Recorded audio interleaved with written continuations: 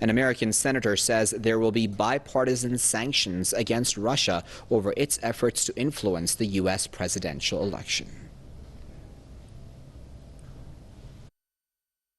You can expect that the Congress will investigate the Russian involvement in our elections, and there will be bipartisan sanctions coming that will hit Russia hard, particularly Putin as an individual.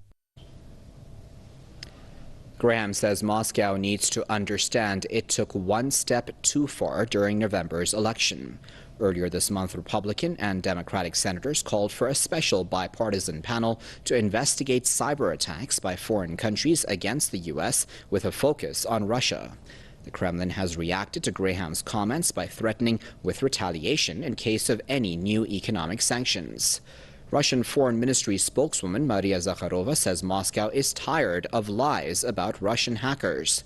She called reports of possible new sanctions a provocation directed by the White House. Well, to discuss that further, and I joined Mr. Stephen Kelly, who is a former CIA contractor, and he's joining us live now via Skype from Los Angeles. Mr. Kelly, how do you feel about this bipartisan support for sanctions on Russia? I think this is a farce.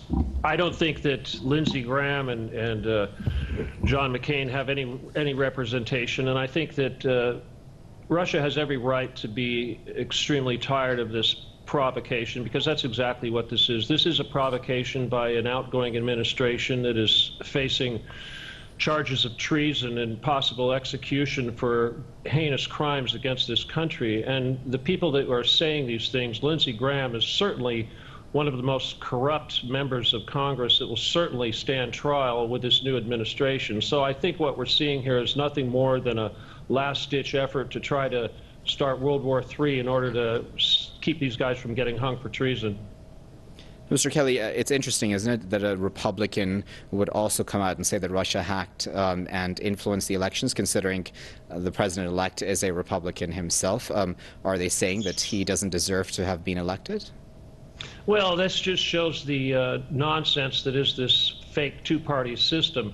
The reality is that the hacked emails that we're talking about, specifically regarding John Podesta, the very fact that the emails were not hacked, they were released by the now murdered Seth Richards of the DNC, Seth Rich, and we need to think about the content of those emails, and the content is that John Podesta, Hillary Clinton, Barack Obama, and most of the entire ruling structure of the United States are satanic pedophiles who have conducted murder and rape of children. And this is what this is really all about. And these people know that the United States and the rest of the world will not tolerate satanic pedophilia. And they know that as soon as Trump takes office, they will be charged and they will be found guilty.